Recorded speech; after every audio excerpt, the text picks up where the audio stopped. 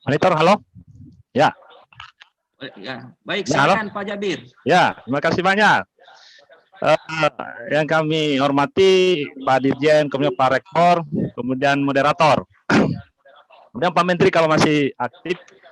Nah, ini tadi kita sudah lihat bahwasanya memang di Undang-Undang Cipta Kerja ini yang sekarang lagi marak, yang sekarang ini kebetulan kami juga adalah dari Porsda, anggota KPA, khusus pembaruan agraria, memang kami yang ikut menolak. Karena memang di salah satu pasal di Undang-Undang Cipta Kerja ini, tadi tidak singgung oleh Pak Dirjen, itu pasal 127 ayat 3, hak pengelolaan diberikan selama 10 tahun bagi HGU HGB. Inilah sebenarnya yang ditolak oleh kawan-kawan. Padahal di Undang-Undang UPA, Undang-Undang Pokok Agraria itu batas daripada HGU HGB itu kan sekitar 25 atau 35 tahun. Inilah yang menjadi perdebatan kita, sering diskusi dengan kawan-kawan petani maupun kawan-kawan masyarakat adat. Itu yang pertama. Kenapa bisa sampai peningkatan begitu besar izin untuk penggunaan HGU maupun HGB bagi perusahaan-perusahaan? Itu yang pertama. Kemudian yang kedua, saya lihat tadi tentang mengenai tujuan dari rancangan Undang Cipta Kerja ini ada 3 memang. Kemudahan dan perlindungan UMKM, kemudian peningkatan investasi, kemudian investasi pemerintah pusat, dan percepatan proyek strategi nasional. Yang menjadi permasalahan di sini bagi kami adalah kenapa tidak terlalu besar yang difungsikan itu mengenai perlindungan terhadap lingkungan hidup. Yang menjadi permasalahan besar adalah bagi perusahaan-perusahaan HGU itu memang tidak pernah pendekatan terhadap perlindungan hidup. Contoh kasus kita di Sulawesi Tenggara, yaitu di Kabupaten Kolaka Timur. Itu ada kawasan strategis nasional, itu setelah diusulkan untuk HGU itu langsung terbit. Nah, inilah mungkin inilah yang paling prihatin kami kalau misalnya Undang-Undang Cipta Kerja ini difungsikan. Ini mungkin yang harus dilihat karena ini baru dalam bentuk rancangan, itu juga harus ditinjau ulang. Kemudian kedua tentang perlindungan juga terhadap masyarakat adat. Di sini tidak ada juga kita lihat tadi pembahasannya tentang di rancangnya Undang-Undang Cipta Kerja ini adalah untuk juga perlindungan bagi hak-hak rakyat maupun tanah adat. Nah, kenapa bisa tidak ada? Kemudian yang paling besar sekali ini memang dari investasi. Karena tujuan daripada Undang-Undang Cipta Kerja ini lebih besar daripada investasi sebenarnya. Tapi tidak ada kita lihat perlindungan dari tanah-tanah adat maupun tanah hak rakyat maupun tanah-tanah kawasan adat yang ada di masyarakat setempat. Terima kasih. Langsung Pak Dirjen mungkin bisa menanggapi. Terima kasih Mas Yanto. Saya menanggapi ada 2 pertanyaan lagi dalam sesi kedua ini. Yang pertama dari teman-teman KPA. Yang kedua adalah teman mahasiswa Mas Iksan. Baik, yang pertama tadi Pak siapa namanya Pak. Pertanyaan pertama dalam sesi kedua ini yang dipertanyakan adalah kenapa salah satu pasal yaitu pasal 127 ayat 3 memberikan jangka waktu hak guna usaha di atas HPL selama 20 tahun, bukan 20 tahun, 90 tahun konsepnya, Mas. 90 tahun, 90 tahun. Ya, 90 tahun. Oh, izin Mas ya. Siapa Pak Jabir, ya? Jabir, Pak Dirjen. Oke, terima kasih. Pernah ikut dulu Jabir di Tenurial. Oh iya. Oke, Mas Jabir, terima kasih. Jadi saya ingin sampaikan konsepsinya seperti ini. Kalau pemberian hak guna usaha itu diberikan kepada seseorang atau badan hukum, tahapannya adalah 35, 25, 35. Pemberian pertama kali 35 tahun. Kemudian dapat diperpanjang 25 tahun.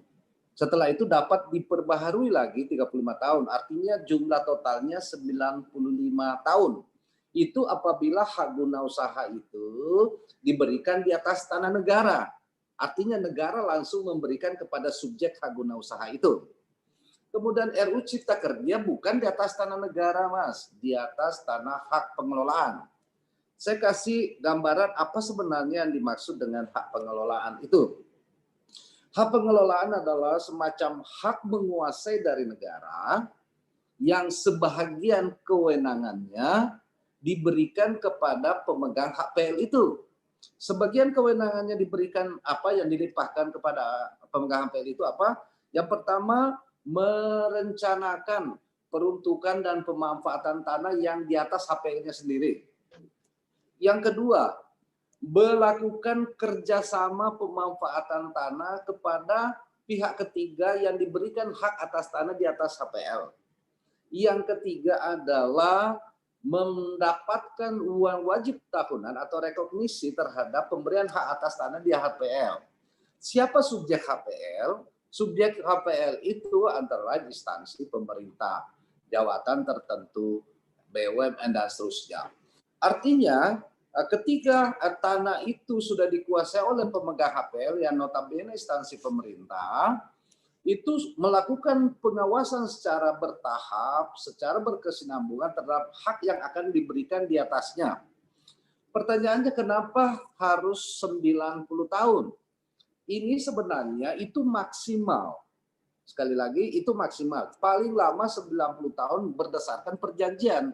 Argumennya adalah daripada kita berikan 35, 25, 35 yang notabene juga waktunya 90 tahun dalam kaitan memberikan daya tarik investasi, kemudian kita berikan sekaligus. Tapi jelas juga ada kontrolnya. Teman-teman kadang tidak memperhatikan pengendalian hak atas tanah di atas HPL itu tetap dilakukan oleh pemegang HPL.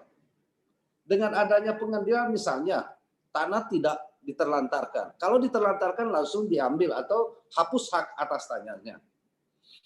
Jadi pemerhati agraria memprotes atau menolak pasal ini karena menyatakan bahwa kewenangan negara untuk mengendalikan pemanfaatan tanah menjadi hilang.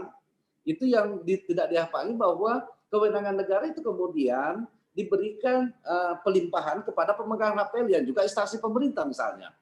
Sehingga dialah yang mengendalikan. Apabila terjadi pengrusakan lingkungan misalnya, kemudian yang kedua diterlantarkan, pengelolaannya tidak efektif, ya maka batallah hak guna usaha yang diberikan di atas hak pengelolaan itu.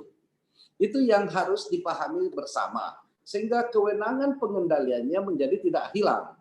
Jadi sama saja sebenarnya. Hanya saja diberikan jangka waktunya, tapi pengendaliannya tetap dilakukan.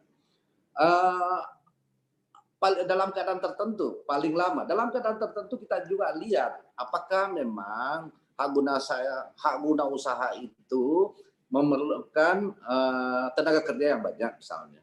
Apakah kemudian tanamannya memang harus dengan tanaman yang memerlukan jangka waktu yang panjang dan seterusnya dan seterusnya.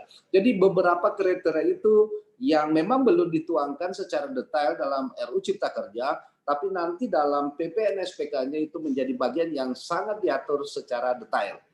Intinya bahwa kewenangan pengendalian tidak serta-merta begitu diberikan haknya 90 tahun menjadi hilang. Sama saja.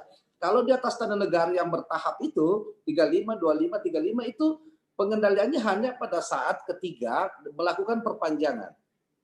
Pengendaliannya dilakukan pada saat melakukan pembaharuan. Berarti setelah 35 tahun, kemudian setelah 25 tahun. Ini lebih ketat lagi. Kalau di atas HPL anytime, kapan saja bisa kita harus kendalikan. Itu argumen yuridis dan dasar berpikirnya kenapa ini diberikan 35 tahun. Kemudian yang kedua mengenai perlindungan masyarakat hukum adat. Sekali lagi saya sampaikan bahwa RUU Cipta Kerja itu tidak menghapus semua undang-undang sektor.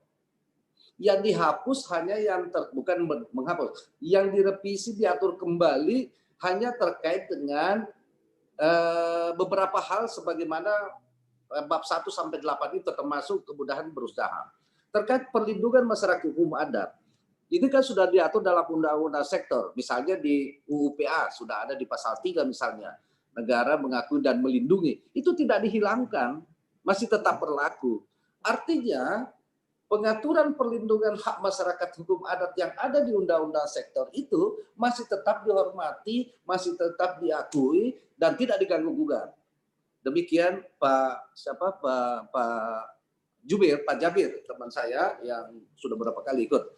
Yang kedua pertanyaannya saya tidak terlalu menangkap tadi Mas, karena jaringan kurang bagus, tapi saya membacanya kenapa sih pemberian HGUI apabila terkait dengan daya dukung lingkungan, kemudian itu barangkali ya, bukan Pak ya? Ya, siap, Pak. Ya, seperti itu. Iya, jadi jangan lupa bahwa Kementerian ATR BPN itu melanjutkan proses yang telah ada sebelumnya. Yang saya maksudkan, ketika BPN itu mendaftarkan tanahnya, perizinan tentang pemanfaatan tanah, misalnya izin dari kehutanan terkait lingkungan dan seterusnya, ada AMDAL misalnya kalau memang diperlukan. Setelah itu semua lengkap, termasuk izin lokasi, baru masuk ke pertanahan. Jadi semua dokumen pelengkap itu sebenarnya sejak awal sudah diperhitungkan atau diperiksa oleh kementerian dan lembaga. Setelah itu lengkap baru kita. Tapi terkait dengan pendaftaran tanahnya itu bagian dari tanggung jawab Kementerian ATR BPN. Demikian Mas Jabir. Kemudian